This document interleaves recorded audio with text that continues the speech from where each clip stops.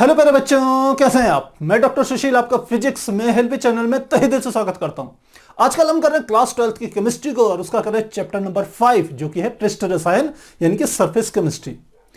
प्यारे बच्चों, last class में हमने इस चैप्टर के कुछ टॉपिक्स को आपके सामने रखा था और वहां पर बताया था कि किस प्रकार अधिशोषण पर ताप का प्रभाव पड़ता है और किस प्रकार दाब का प्रभाव पड़ता है। हमने देखा था ताप बढ़ाने पर अधिशोषण घटता है और दाब बढ़ाने पर अधिशोषण बढ़ता है। जहां अधिशोषण हमने बताया था आपको, अधिशोषण वह क्रिया है जिसमें कि यदि कोई हमारे पास एक ठोस है और उसके ऊपर कोई गैस है तो गैस के अणु ठोस के पृष्ठ पर किस प्रकार से एकत्रित होते हैं या गैस के अणुओं का ठोस के पृष्ठ पर एकत्रित होने की जो घटना होती है, इस घटना को हमने नाम दिया था अधिशोषण, जिसे इंग्लिश में एडॉप्शन कहा जाता था। आज उसी को आगे कंटिन्यू कर रहे हैं यार। आज का हमारा जो टॉपिक है वो है एनसीईआरटी का 5.1.4 जो कि है अधिशोषण समतापी, एडॉप्शन आइसोथर्म।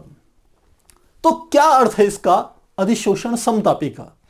दोनों वर्ड आपको क्लियर होने चाहिए। अधिशोषण का क्या अर्थ हुआ, जैसे मैंने भी आपको बताया कि किसी ठोस के पृष्ठ पर, ठोस की सतह के ऊपर जो भी गैस होती है, जो कुछ भी गैसीय अवस्था में है, उस गैस के अणुओं का ठोस के पृष्ठ पर एकत्रित होने की घटना को, ठोस के पृष्ठ पर एक सतह बनाने की घटना को, इस क्रिया को हम नाम देते हैं अधिशोषण। और समतापी तो आप जानते हैं कि समतापी का अर्थ है एक ऐसा, हम कह सकते हैं क्रिया, एक ऐसा आप कह सकते हैं प्रोसेस जिसमें पूरे प्रोसेस के दौरान, पूरी की पूरे प्रोसेस के दौरान ताप जो है वो नियत रहेगा, कांस्टेंट रहेगा, बदलेगा नहीं। अब इन दोनों को मिलाकर के देखा जाए तो यदि हम अधिशोषण की क्रिया को एक कांस्टेंट टेम्परेचर पर, समान ताप पर यदि घटित करें तो हम देखते हैं अधिशोषण किस प्रकार से दाब पर निर्भर करता है।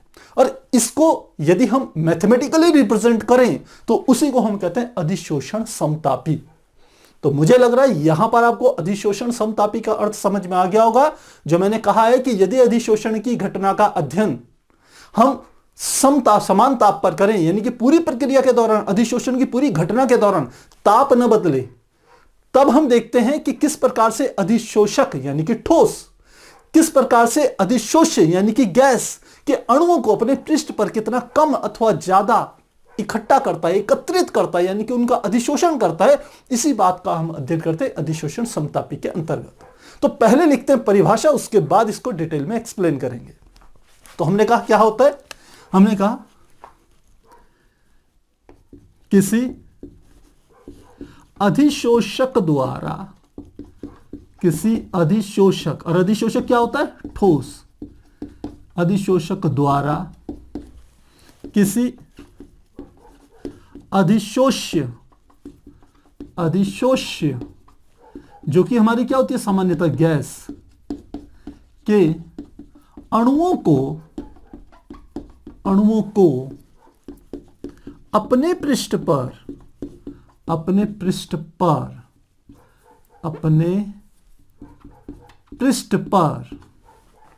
समान ताप पर एकत्रित करने की क्रिया, एकत्रित करने की क्रिया, अधिशोषक के पृष्ठ पर अधिशोष्य यानी कि गैस के अणु किस प्रकार से एकत्रित होंगे, इस क्रिया को हम क्या कहते हैं, अधिशोषण। अधिशोषण, ये साथ साथ में चीजें लिखता जा रहा हूं जिससे आपको दोनों चीजें समझ में आ जाए। तो एकत्रित करने की क्रिया किस प्रकार दाब पर निर्भर करती है, इसी का अध्ययन, और यह अध्ययन क्या होगा, मैथमेटिकल बेस्ड होगा, गणितीय रूप में होगा, का अध्ययन क्या कहलाएगा, समतापी या अधिशोषण समतापी आप कह सकते हैं। हमने कहा अधिशोषण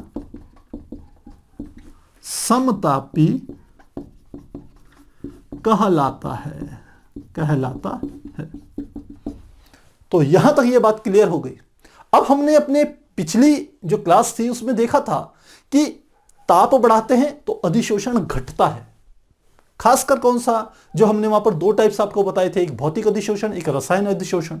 तो भौतिक अधिशोषण ताप को बढ़ाने पर क्या हो जाता था, घट जाता था, लेकिन दाब बढ़ाने पर अधिशोषण की घटना उसी अनुपात में बढ़ती चली जाती है। जैसे जैसे आप दाब बढ़ाते हैं वैसे वैसे अधिशोषण बढ़ता है। तो वहां हमने देखा था कि अधिशोषण की जो दर होती है, अधिशोषण की दर अनुक्रमानुपाती होती है किसके, दाब के। इस बात को आपने यहां पर ध्यान रखना है। तो ये जो हमारा कॉन्सेप्ट है, इसको और अधिक एक्सप्लेन किया था एक साइंटिस्ट थे फ्राइंडलिक, और उन्होंने कह सकते हैं कि इस समतापी या अधिशोषण समतापी को और डिटेल में एक्सप्लेन किया था, और उनके द्वारा एक समीकरण भी निर्गत की गई थी, एक समीकरण भी प्रस्तुत की गई थी, जिसके द्वारा हम अधिशोषण समतापी को काफी अच्छे से समझ सकते हैं। अब हम उसी को देखेंगे। तो अब हमारा जो टॉपिक है वह हमारा है फ्राइंडलिक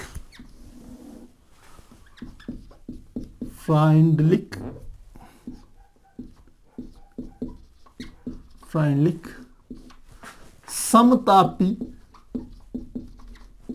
वक्र। अब हमने समझना फ्राइंडलिक समतापी वक्र को। तो फ्राइंडलिक ने भी जो यहां पर हमने बात कही है, ठीक इसी बात को फ्राइंडलिक ने भी क्या करा, स्पष्ट किया। उसने भी इसी बात को एक्सप्लेन किया, पर थोड़ा और अच्छे मैथमेटिकल रूप में बताया। यह तो एक सामान्य प्रोसेस है कि अधिशोषण की दर उसके दाब के अनुक्रमानुपाती होती है, लेकिन किस प्रकार से अनुक्रमानुपाती होता है, उसका मैथमेटिकल जो फॉर्मूला था वो किसके द्वारा दिया गया था, फ्राइंडलिक के द्वारा दिया गया था। तो फ्राइंडलिक ने समान ताप पर, यानी कि यदि ताप को अपरिवर्तित रखा जाए तो किस प्रकार से अधिशोषण दाब पर निर्भर करता है, इसके लिए इन्होंने क्या करा था, एक सूत्र दिया, और उसी के आधार पर हम क्या करते हैं, एक वक्र का निर्माण करते हैं, जिसे हम कहते हैं फ्राइंडलिक समतापी वक्र। तो सबसे पहले तो हम देखते हैं कि उसने फॉर्मूला क्या दिया। तो फ्राइंडलिक का जो समतापी वक्र का जो फॉर्मूला था, फ्राइंडलिक ने कहा, यदि पहले एक लाइन इसकी परिभाषा के रूप में लिख दी जाए तो लिखते हैं, इनके अनुसार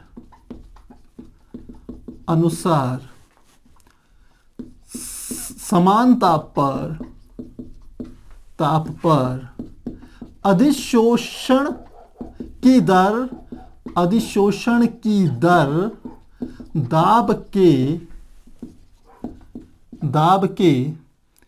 1/n घात के अनुक्रमानुपाती होती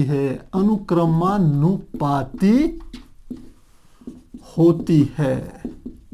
तो देखिए इन्होंने क्या फॉर्मूला दिया, अधिशोषण की दर। अब समझिए यही चीज यहां पर थी, लेकिन इन्होंने अधिशोषण की दर को एक नए तरीके से प्रस्तुत किया। कैसे, देखिए हमने कहा यहां हमारे पास क्या है, एक ठोस है, और यह क्या है, इसका पृष्ठ है, और इसके ऊपर इस प्रकार से हम कह रहे हैं कि गैस स्थित है। यहां पर हम क्या कर लेते हैं, गैस के अणु बना लेते हैं। ये अणु है, ये क्या है, गैस के अणु है। अब ये गैस के अणु इस ठोस के पृष्ठ पर क्या होंगे, एकत्रित होंगे। तो इसने कहा कि यदि मैं ठोस का द्रव्यमान लूं कि जिस पर ये अणु एकत्रित हो रहे हैं, यदि उसका मान मैं m ले लूं, और जितने इस गैस के, जिसे हम अधिशोष्य कहते हैं, अधिशोष्य की जो मात्रा है कि कितनी मात्रा ठोस के एक नियत द्रव्यमान पर हम कह सकते हैं स्थित हो रही है, एकत्रित हो रही है, यदि उसे x से रिप्रेजेंट किया जाए तो फॉर्मूला ये वाला निकल के आता है, x/m अनुक्रमानुपाती होगा, और ये किसके है, दाब की 1/n घात, यानी कि p की घात 1/n की। अब फिर से इस x और m को मैं आपको एक्सप्लेन करके बता रहा हूं क्या है, जहां, या फिर इसको पहले थोड़ा सा फुलफिल कर लें फुल फॉर्मूले को, तो यह आ जाएगा x/m, अनुक्रमानुपाती का निशान हटाया, कांस्टेंट आ गया k, p की पावर आ गई 1/n। तो यह हमारा किसका फार्मूला आ गया, फ्राइंडलिक का समतापी एक फार्मूला आ गया वक्र के संदर्भ में। इसको पहले हम एक्सप्लेन करते हैं कि x क्या है, m क्या है, k क्या है, p क्या है, n क्या है। इन चीजों को लिख देते हैं आपके सामने, जिससे आपको इसमें कोई कंफ्यूजन ना रहे। फिर इन वक्रों को डिटेल में समझते हैं। हमने कहा जहां m अधिशोषक का द्रव्यमान है, अधिशोषक का द्रव्यमान है, अधिशोषक कौन सा? ये जो ठोस है यही अधिशोषक है, अधिशोषक। और अधिशोषक का कौन सा द्रव्यमान लेना है? जिस द्रव्यमान के ऊपर अधिशोष्य की मात्रा क्या हो रही है? एकत्रित हो रही है। ये पूरा का पूरा नहीं लेना है आपने, ऊपर का उस हिस्से का द्रव्यमान लेना है जिस पर अधिशोष्य क्या है, गैस क्या है, गैस के अणु एकत्रित हो रहे हैं। ध्यान दीजिएगा। सेकंड हमने कहा एक्स क्या है? यह है अधिशोष्य की मात्रा, अधिशोष्य की मात्रा जो अधिशोषक के m द्रव्यमान पर एकत्रित होती है। दो चीजें आ गई। तीसरी चीज आई हमारे पास k तथा n। तो k और n दोनों के दोनों क्या हैं? हम कह सकते हैं कांस्टेंट है, नियतांक है। k और क्या लिख सकते हैं? n। ये क्या है? नियतांक हैं। और ये नियतांक तो है, लेकिन किस पर निर्भर करेंगे? जो ये नियतांक हैं ये अधिशोष्य गैस तथा अधिशोषक, इन ये किस नेचर के हैं, किस प्रकार के हैं, इन पर निर्भर करते हैं। तो लिख लेते हैं यहां पर इस बात को भी कि हमने कहा k तथा n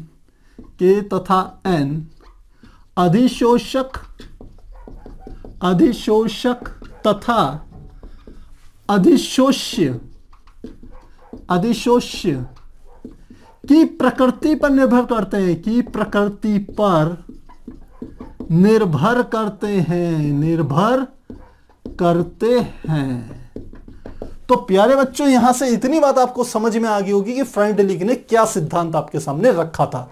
वो डिटेल चीजें अब आपको समझ में आ जानी चाहिए। ध्यान रखना, ये जो गैस है ये हमारी क्या है? अधिशोष्य कहते हैं इसे।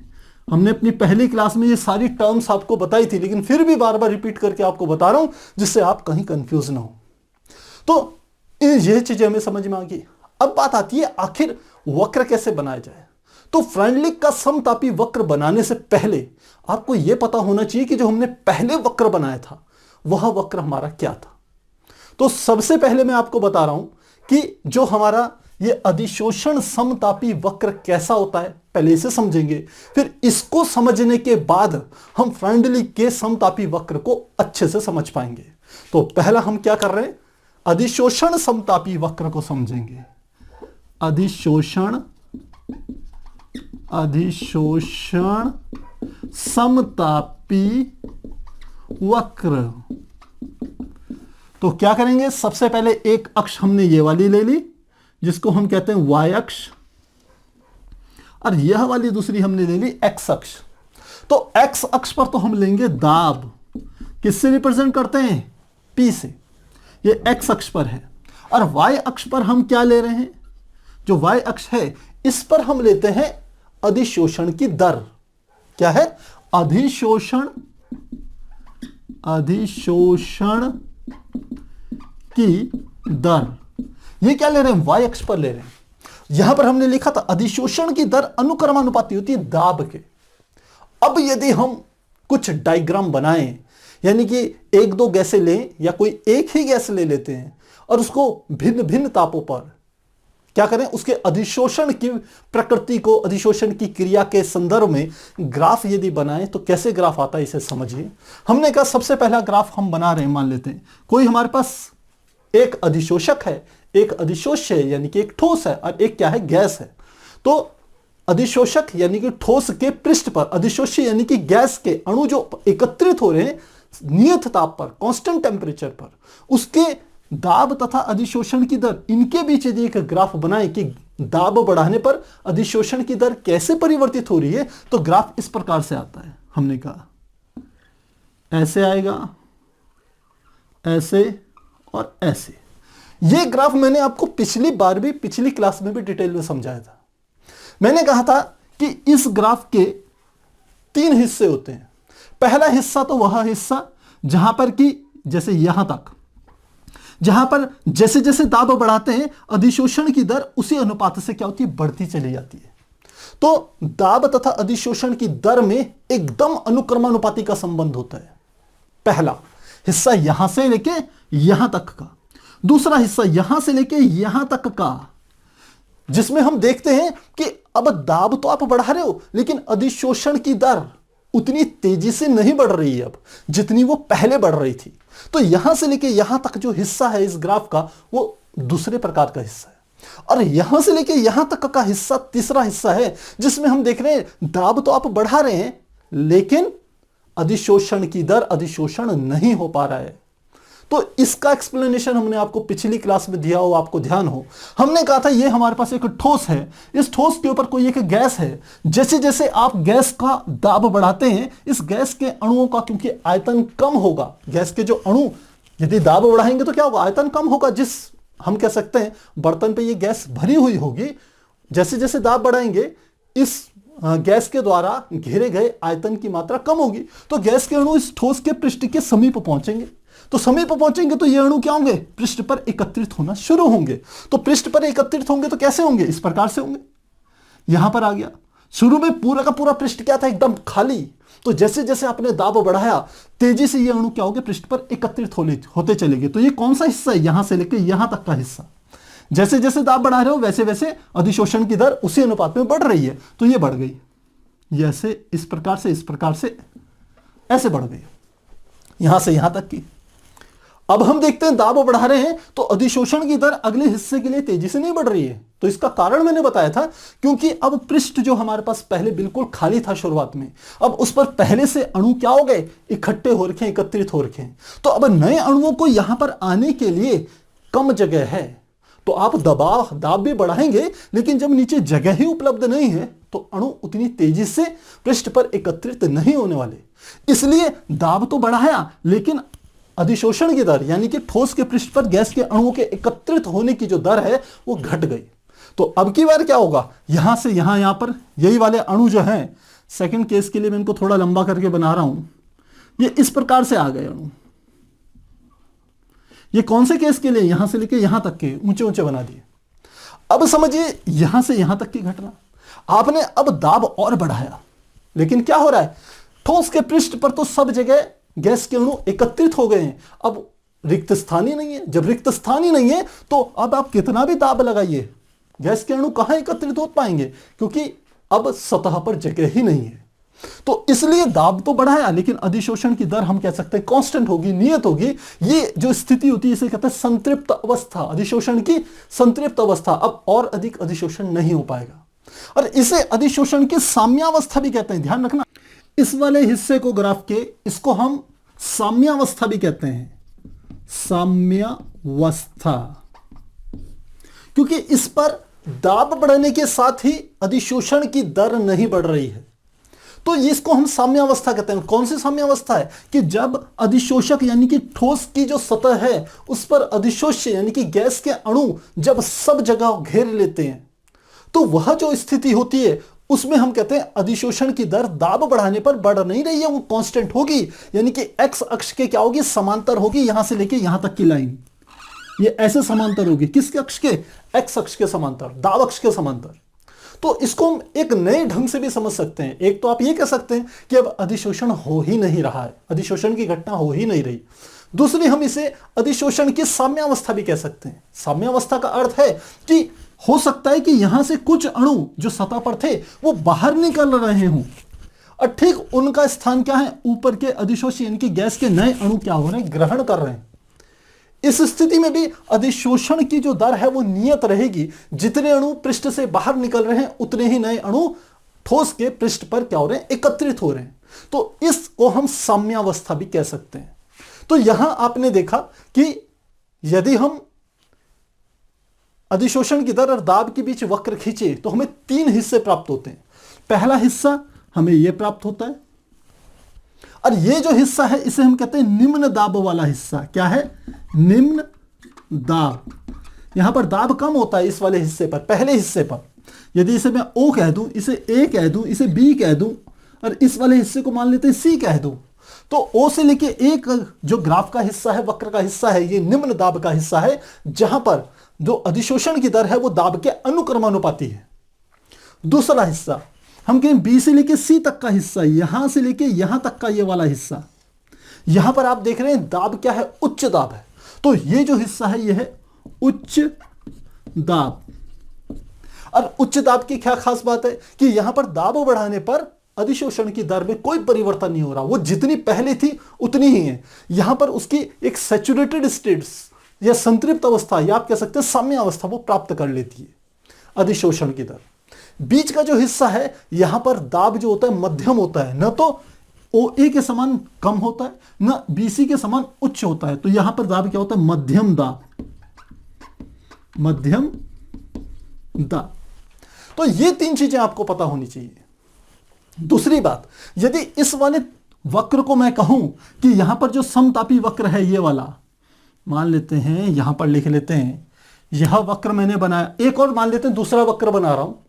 जब ताप इस वाले ताप से ज्यादा है, इसका अर्थ क्या है ये भी समझिए। ये जो मैंने वक्र बनाया है इसका ताप मान लेते हैं 100 केल्विन पर है। 100 केल्विन पर कोई मेरे पास एक ठोस है जो कि अधिशोषक है और उसके ऊपर एक गैस है जो कि अधिशोष्य है। इनके बीच में जो अधिशोषण की घटना घटित हो रही है उसकी दर और दाब के बीच में जब मैंने 100 केल्विन ताप पर, अब ताप क्या रहेगा इस पूरी प्रक्रिया के दौरान नियत रहेगा, तब जब मैंने वक्र खींचा इन दोनों के बीच तो हमें यह वक्र प्राप्त हुआ।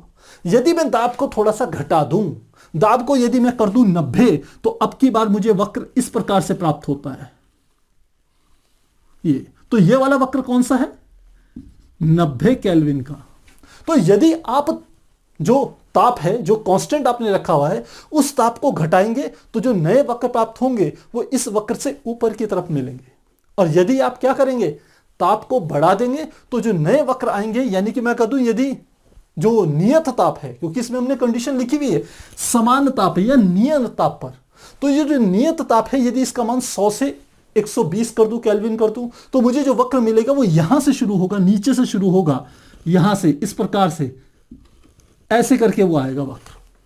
तो यदि ताप घटेगा तो वक्र की ऊंचाई बढ़ेगी, यदि ताप कम होगा तो वक्र नीचे की तरफ आएगा। ये वाला वक्र कौन सा है? मैंने कहा ये हमारा है 120 केल्विन का मान लेते हैं। तो बस इतना आपको आना चाहिए। तो प्यारे बच्चों, यहां से हमारे को अधिशोषण समतापी वक्र की पूरी जानकारी मिल गई। अब इस जानकारी को हमें फिट करना है किसके साथ? फ्रेंडली के समतापी वक्र को समझने के लिए उसके फॉर्मूले के साथ।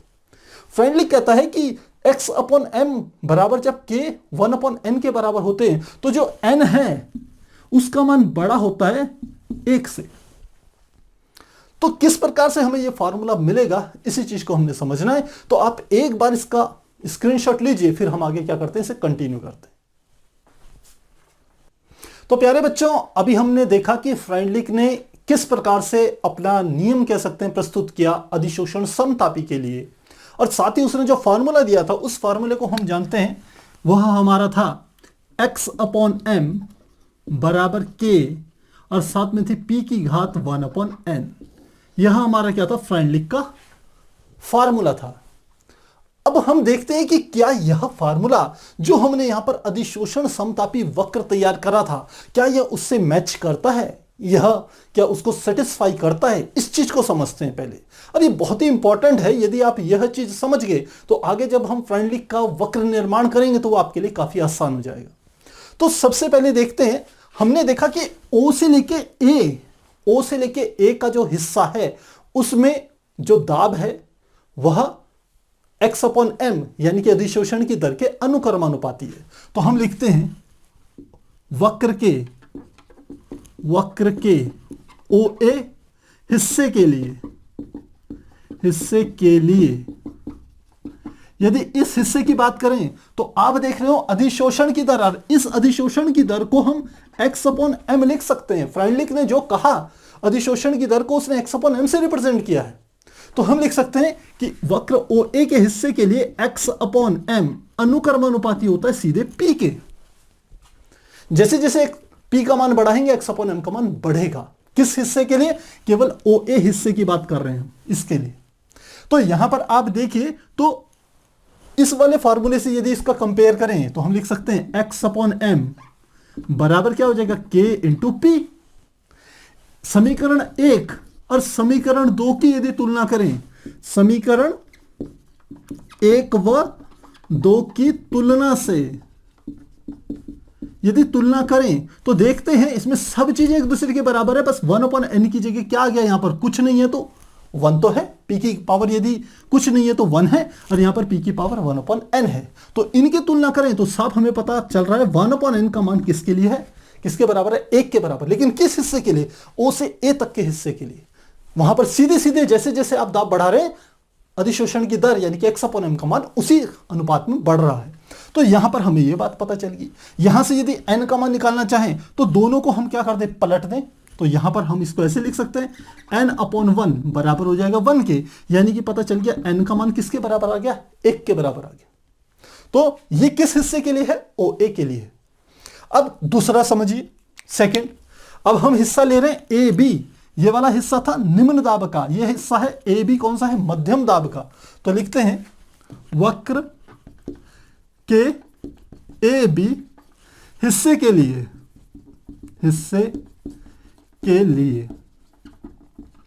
अब AB हिस्से के लिए समझिए इस बात को। AB हिस्से में, या AB की जगह पहले मैं AC लेता हूं, देखिए थोड़ा आपको और अच्छे से समझ में आएगा। मैं कौन सा हिस्सा ले रहा हूं, AC हिस्सा, ये वाला BC हिस्सा, सबसे लास्ट वाला उच्च दाब वाला हिस्सा। तो AC में ये क्या है, BC। अब BC हिस्से में मैंने क्या कहा था कि आप दाब तो बढ़ा रहे हैं, लेकिन यहां पर अधिशोषण की दर परिवर्तित नहीं हो रही है। इसका अर्थ है कि दाब के बदलने पर अधिशोषण की दर नियत है, कांस्टेंट है, वो बदल नहीं रही है। तो हम इसी समीकरण को यदि ऐसे रिप्रेजेंट करें तो लिख सकते हैं x/m बराबर होगा k p की घात, क्योंकि अब p बदल नहीं रहा है तो इसलिए p की घात क्या आ गई, 0 आ गई। और किसी भी चीज की घात यदि 0 होती है उसकी वैल्यू कितनी होती है, 1। तो इसका मतलब है p की घात 0 का मान किसके बराबर है, 1 का मान। इसका अर्थ है कि यहां से हमें पता चल गया x/m सीधे किसके बराबर है, कांस्टेंट k के बराबर। इसका अर्थ है कि इस हिस्से के लिए, BC हिस्से के लिए जो हमारे पास अधिशोषण की दर है x/m, वह दाब पर निर्भर नहीं करती है, वो कांस्टेंट k यानी कि नियत है, फिक्स है, वो बदल नहीं रही है। तो ये हमें किसके लिए पता चल गई, BC के लिए पता चल गई। अब समझने की बात देखिए, अब है इंपॉर्टेंट बात।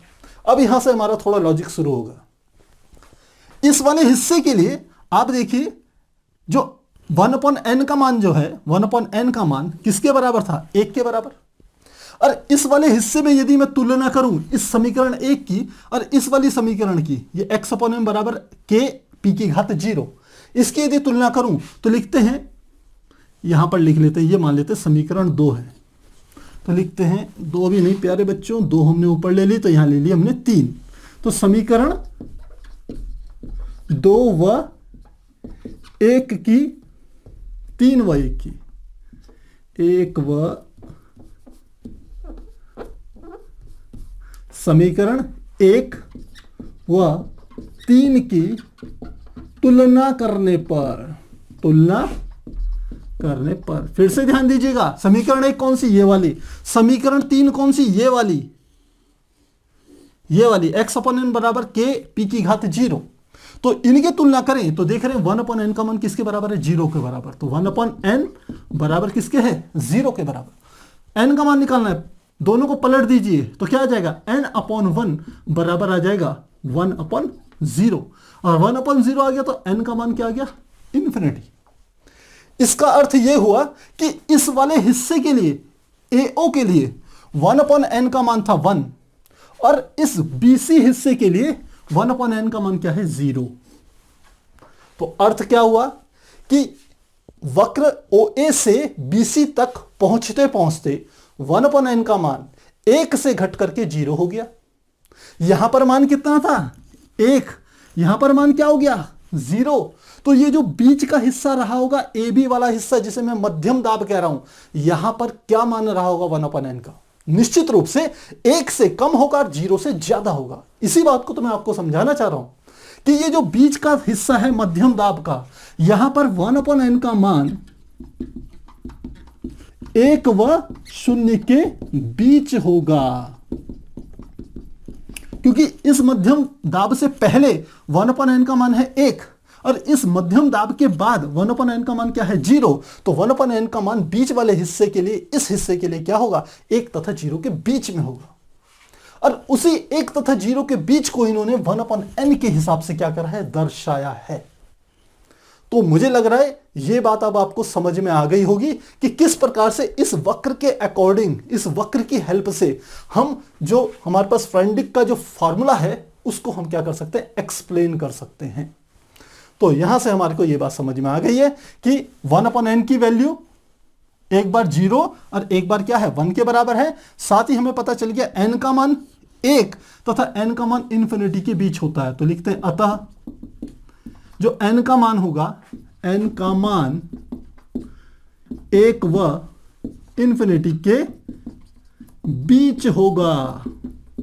और इसको कैसे लिख सकते हैं, n का मान बड़ा होगा 1 से और क्या होगा, छोटा होगा, आप कह सकते हैं इंफिनिटी से। ऐसे लिख सकते हैं इसको। ये हमने यहां पर एक्सप्लेन कर दिया। अब यह तो हमने एक्सप्लेनेशन दिया कि अधिशोषण समतापी वक्र को हम फ्रेंडलिक के फॉर्मूले की हेल्प से कैसे एक्सप्लेन कर सकते हैं। क्या उसका फॉर्मूला वास्तव में जो हमारे प्रैक्टिकल कह सकते हैं, जो प्रायोगिक रूप से जो आंकड़े आते हैं हमारे पास अधिशोषण के, क्या उनको संतुष्ट करता है। तो हम देख रहे हैं हाँ, संतुष्ट कर रहा है ये बिल्कुल। अब हम फ्रेंडलिक के फॉर्मूले को एक नए ढंग से समझते हैं और उससे फ्रेंडलिक वक्र को भी समझेंगे। तो क्या करना है अब आपने, हम इस वाली समीकरण को ले रहे हैं, फिर से हम ले रहे हैं समीकरण 1 से। तो समीकरण 1 है x/m बराबर k p की घात 1/n। दोनों पक्षों का क्या ले रहे हैं, लॉग ले रहे हैं। तो लिखते हैं दोनों पक्षों का लॉग लेने पर तो लॉग लें, यह आ जाएगा लॉग x/m बराबर लॉग, यहां आ जाएगा k इंटू पी की घात 1/n। ये आप सूत्र जानते हैं, लॉग m इंटू n का सूत्र। तो लॉग m इंटू n बराबर होता है, यहां लिख रहे हैं, ये हमारा क्या है, सूत्र है।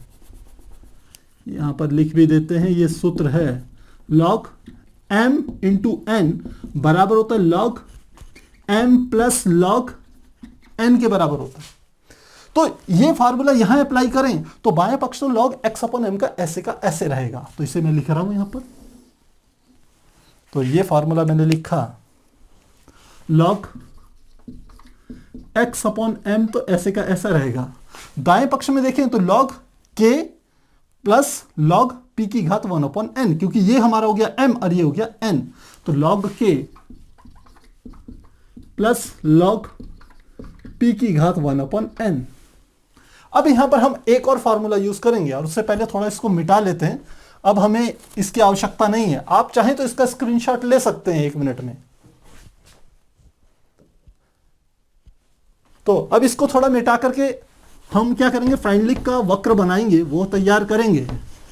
क्योंकि ये अधिशोषण समतापी वक्र को हम फ्रेंडलिक के फॉर्मूले के हिसाब से क्या कर सकते हैं, एक्सप्लेन हम कर चुके हैं।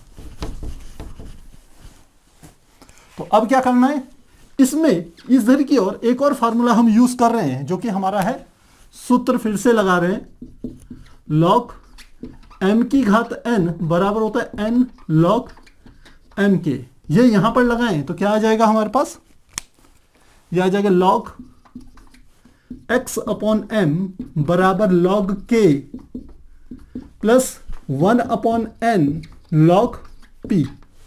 इसको थोड़ा आगे पीछे करके मैं लिख रहा हूं तो ये आ जाएगा लॉग x/m बराबर, इसे पहले लिख लिया, 1/n लॉग p प्लस साथ में आ गया लॉग k। और यह जो हमारा समीकरण है, ये हमारी फ्रेंडलिक की समतापी अधिशोषण समीकरण कहलाती है। और इसी के बेस्ड में हमने क्या करना है, एक वक्र का निर्माण करना है, जो कि हमारा फ्रेंडलिक समतापी वक्र कहलाएगा। अब जब वक्र निर्माण करेंगे तो हम जानते हैं कि उसने सीधे कहा कि जो अधिशोषण की दर होती है, यानी कि x/m, यहां पर x/m ये अनुक्रमानुपाती है दाब P के, उसने यही तो बात करी है।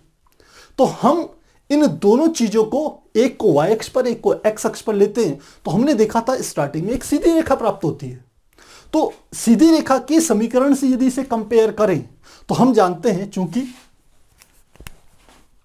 सरल रेखा का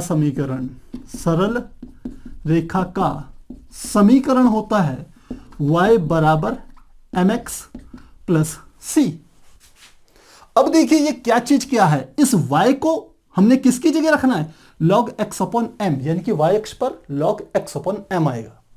फिर यहां बराबर है, यहां भी बराबर है, यहां है m और m की जगह यहां क्या है 1 अपॉन n। तो m वह सरल रेखा का ढाल होता है। आप गणित में जानते हैं सरल रेखा का समीकरण ये हो तो यहां m क्या होता है, रेखा का ढाल। तो यहां पर क्या हो गया, m की जगह 1 अपॉन n है तो रेखा का ढाल 1 अपॉन n होगा। log p क्या है, x की जगह है, यानी कि log p को हम x अक्ष पर प्रदर्शित करेंगे। और प्लस log k क्या है, कांस्टेंट c के बराबर है, और यह हमारे होती है अंतःखंड को प्रदर्शित करता है। तो वक्र कैसे निर्माण करेंगे, ध्यान दीजिएगा। हमने कहा यहां हमने लिया y अक्ष और यहां हमने क्या लिया x अक्ष। तो y अक्ष, y की जगह क्या लिखना है, log x अपॉन m, तो लिख लिया log x अपॉन m। फिर x की जगह देखिए क्या आ रहा है, log p आ रहा है, तो यहां पर क्या लिख लेंगे log p, ये हमारा आ गया x अक्ष पर। और यहां पर आप देखिए log k है, log k यानी कि कांस्टेंट c को प्रदर्शित करता है, और इसे हम कहते हैं अंतःखंड की लंबाई। इसका अर्थ है ये जो वक्र है ये शून्य से शुरू नहीं होगा, क्योंकि यहां पर c का मान log k है, इसका कुछ ना कुछ मान होगा। तो यह शून्य से शुरू यानी कि मूल बिंदु से शुरू नहीं होगा, उससे थोड़ी ऊंचाई से शुरू होगा। मान लेते हैं यहां से शुरू हो रहा है ये वक्र, तो यहां से लेके यहां तक की जो दूरी होती है, ये जो ऊंचाई होती है, इसको हम कहते हैं ये log किसके बराबर है, k को प्रदर्शित कर रहा है, जो कि यहां पर है, ये क्या है, c से प्रदर्शित। तो अब हमने इस समीकरण को कंपेयर करके आपको बता दिया। अब केवल एक चीज रहेगी 1 अपॉन n, वो क्या होगी। अब यदि हम log x अपॉन m और log p के बीच में एक ग्राफ खींचे तो हमें ग्राफ एक ऐसी रेखा प्राप्त होती है, ऐसी एक सीधी रेखा प्राप्त होती है। और इस रेखा का जो ढाल है जिसे हम m से रिप्रेजेंट करते हैं इस समीकरण में, ये m का मान ही किसके बराबर है, 1 अपॉन n के बराबर है, ये रेखा का ढाल है। तो यहां पर हमारे पास ये जो कह सकते हैं जो वक्र आया, यही हमारा फ्रेंडलिक का समतापी अधिशोषण वक्र है, जिसको कि मेरे को लगता है अब आपको अच्छे से समझ में आ गया होगा। बस आपने क्या करना है, इस वाले समीकरण की और इस वाले समीकरण की आपस में तुलना कर देनी है।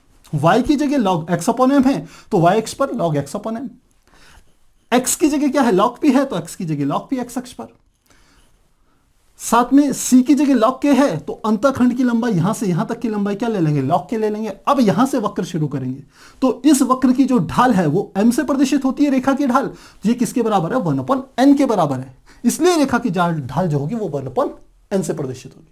तो इस प्रकार से हम फ्रेंडलिक के जो समतापी अधिशोषण वक्र है उसको प्रदर्शित कर सकते हैं। बच्चों बहुत आसान है, हर जगह पर जब हम रेखा के रूप में प्रदर्शित करते हैं किसी वक्र को तो उसको y बराबर mx प्लस c इस रेखा के समीकरण से प्रदर्शित करते हैं। बहुत सी जगहों पर c का मान 0 होता है, ध्यान रखिएगा इस बात को। जब c का मान 0 होगा तो यह वक्र यहां से शुरू न होकर के मूल बिंदु से शुरू होगा। लेकिन यदि c का मान 0 नहीं है इस रेखा के समीकरण में, आपको तुलना करनी पड़ती है, तब यह वक्र y से एक अंतःखंड काट करके वहां से ये क्या होता है, शुरू होता है। तो इतनी बातें आपको पता होनी चाहिए, तो आपको इस डेरिवेशन में, इस फ्रेंडलिक के वक्र में कोई परेशानी नहीं होने वाली। तो मुझे लग रहा है काफी आसान है, आप इसे नोट कीजिए, फिर हम आगे कंटिन्यू करेंगे। तो प्यारे बच्चों, अब हमारा एनसीईआरटी का जो अगला टॉपिक है वह है हमारा एनसीईआरटी 5.1.5, जो कि है विलयन प्रावस्था से अधिशोषण, यानी कि एड्सॉर्प्शन फ्रॉम सॉल्यूशन। जिस प्रकार से अभी हमने आपको बताया कि ठोस के पृष्ठ पर किसी गैस के अणु एकत्रित हो जाते हैं अधिशोषण की घटना में, तो यहां पर तो हमने एक लिया था ठोस, जो कि क्या था, अधिशोषक, और अधिशोष्य के रूप में हमने ली थी गैस जिसके अणु ठोस के पृष्ठ पर एकत्रित होते हैं। इस घटना को हम कहते थे अधिशोषण। पर यदि अधिशोषण की घटना हम विलयन के संदर्भ में लें तो अब आप कहोगे सर विलयन के संदर्भ में कैसे होगा। तो आप जानते हैं एक विलयन का निर्माण कैसे होता है, जिसमें एक विलायक, और एक विलायक की मात्रा बहुत ज्यादा होती है, उसमें एक विलेय पदार्थ मिला दिया जाता है जिससे विलयन का निर्माण हो गया। अब यदि उस विलयन में आप अधिशोषक के रूप में ठोस डाल दें तो अधिशोषक ठोस क्या करता है, विलेय पदार्थ को, जो विलयन में विलेय पदार्थ है उसके कणों को अपने पृष्ठ पर अधिशोषित कर लेता है, खींच लेता है, इकट्ठा कर लेता है, सतह पर जमा कर लेता है। और यह जो घटना होती है उसी को हम कहते हैं विलयन प्रावस्था से अधिशोषण। यह हमारी इस प्रकार की घटना है। तो पहले लिख लेते हैं, फिर उसके बाद आपको उसको डिटेल में समझाते हैं। तो हमने क्या कहा कि किसी विलयन में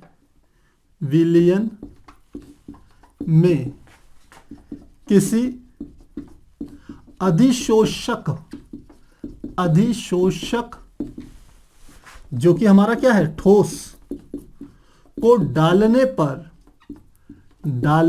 पर वह विलयन में विलेय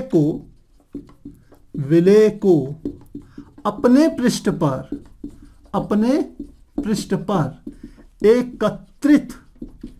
एकत्रित कर देता है, जिससे विलयन में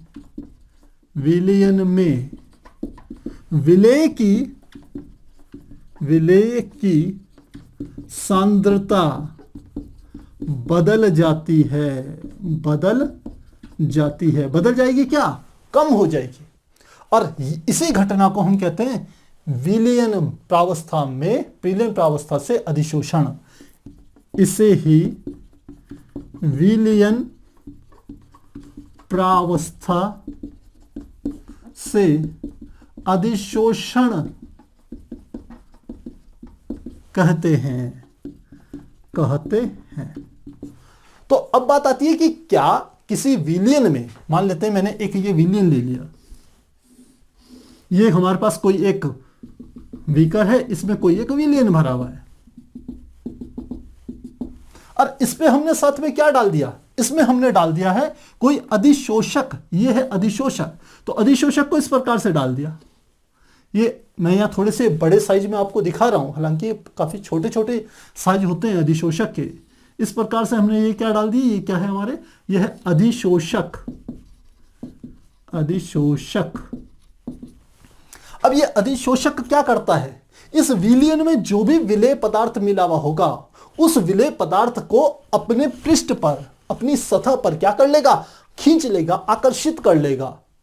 यानी कि यहां पर भी अधिशोषण की घटना घटित होगी। यहां पर भले ही गैस नहीं है, गैस के अणु नहीं है, लेकिन इस विलयन में जो विलेय के कण होंगे वह इस अधिशोषक की सतह पर इकट्ठे हो जाएंगे और अधिशोषण की घटना घटित होगी। तो किस प्रकार से इकट्ठे होते हैं, हमने कहा इस प्रकार से ये इकट्ठे हो जाएंगे इसकी सतह पर, ऐसे इकट्ठे हो जाएंगे। ऐसे यहां पर आप दिखा सकते हैं, ऐसे यहां पर दिखा दिया हमने। तो अब इसके इकट्ठे होने से होगा क्या प्यारे बच्चों, इससे यह होगा कि इस विलयन में विलेय की जो सांद्रता पहले थी वह अब उतनी नहीं रहेगी, विलेय की सांद्रता में कमी आ जाएगी। तो लिख लेते हैं, इस घटना से विलयन में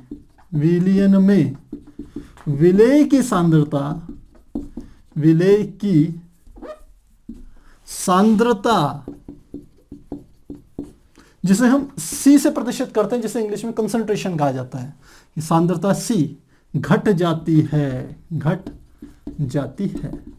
तो जिस प्रकार हमने फ्राइंडलिक का सूत्र हम कह सकते हैं काम करता था किसी एक ठोस और एक गैस के संदर्भ में, ठीक इसी प्रकार से फ्राइंडलिक का वही सूत्र एक हम कह सकते हैं ठोस और किसी विलयन के संदर्भ में भी वैसे ही काम करता है। तो लिखते हैं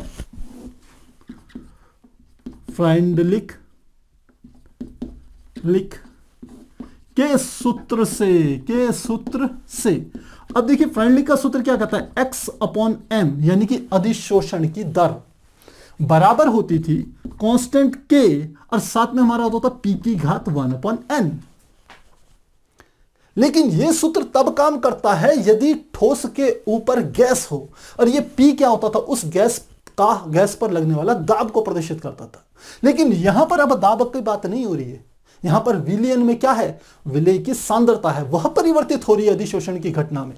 तो इस P की जगह हम क्या लगा लेंगे, सीधे लिख लेंगे C।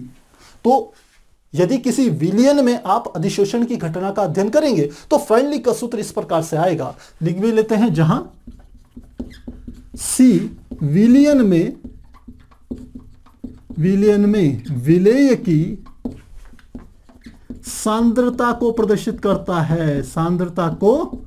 प्रदर्शित करता है। तो मुझे लग रहा है ये बात समझ में आ गई होगी। बाकी आप जानते हैं ये K और N दोनों कांस्टेंट होते हैं। जैसे ये वहां पर अधिशोषक तथा अधिशोष्य जो कि ठोस तथा गैस थी उस पर निर्भर करते थे, वैसे ही यहां पर यह किस पर निर्भर करेंगे, K तथा N यह निर्भर करेंगे अधिशोषक जो कि यहां पर ठोस ही है, और साथ ही विलयन की सांद्रता यानी कि विलयन पर निर्भर करेंगे। दोनों कांस्टेंट कौन से, K तथा N। तो ये हमारा क्या है, विलयन के संदर्भ में फ्राइंडलिक का आप कह सकते हैं ये सूत्र है। तो मुझे लग रहा है इतनी बात समझ में आ गई होगी। अब जैसे हमने वहां पर लॉग लेकर के उसको प्रदर्शित किया था, ठीक इसको भी लॉग लेकर के प्रदर्शित कर सकते हैं। अब हम यहां पर डिटेल में वो चीजें दोबारा नहीं कर रहे हैं, सीधे लिख रहे हैं फॉर्मूला। ये हमारा आ जाएगा लॉग x/m बराबर, आपको ध्यान हो ये कैसे लिखते थे, ये होता था 1/n लॉग, उस फार्मूले में यहां पर p आता था तो यहां आता था log p, यहां पर c है तो यहां आएगा log c, प्लस ये k को हम लिख लेते थे log k। तो जैसे अभी इससे पहले मैंने फ्राइंडलिक के फार्मूले को, इस टाइप के फार्मूले को प्रदर्शित किया था लॉग की फॉर्म में, जो पूरा प्रोसेस था वही आप यहां पर रिपीट कर सकते। तो सेम है इसलिए मैं इसको डायरेक्ट लिख रहा हूं। और बाकी आप चाहें तो इसके लिए ग्राफ वैसे ही तैयार कर सकते हैं जैसे फ्राइंडलिक ने करा था। क्या करेंगे, सीधे आप इसकी आप जानते हैं तुलना किससे करनी है, y बराबर mx प्लस c से। y की जगह क्या है, log x/m, तो log ये yx में क्या लिख लेंगे, log x/m, ये y हो गया। x की जगह क्या आएगा, log c, तो यहां पर लिख लेंगे log c, ये x अक्ष को निरूपित कर रहा है और log के अंतःखंड को प्रदर्शित करता है क्योंकि ये c को प्रदर्शित कर रहा है।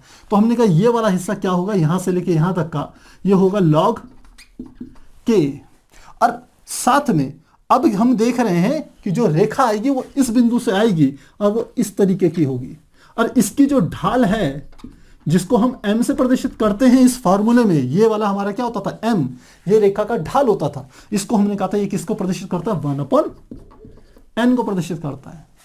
और बहुत सी जगहों पर आप देखेंगे इसको थोड़ा सा ऐसे बना लिया जाता है, ऐसे ऐसे। तो ये क्या है, ये वाला हिस्सा y अक्ष के समांतर है, ये वाला हिस्सा x अक्ष के समांतर है, तो ये त्रिभुज की जो ढाल है ये 1/n या m को प्रदर्शित करती है। तो इस प्रकार से हम, जैसे हमने ठोस और गैस के लिए वक्र बनाया था, ठीक वैसे ही हम किसी विलयन के संदर्भ में अधिशोषण की घटना के लिए भी वक्र बना सकते हैं। अब हमारा प्यारे बच्चों अगला टॉपिक आता है जो कि हमारा एनसीईआरटी का अगला टॉपिक है 5.1.6। अगला है एनसीईआरटी 5.1.6 और यह है हमारा अधिशोषण के अनुप्रयोग। अधिशोषण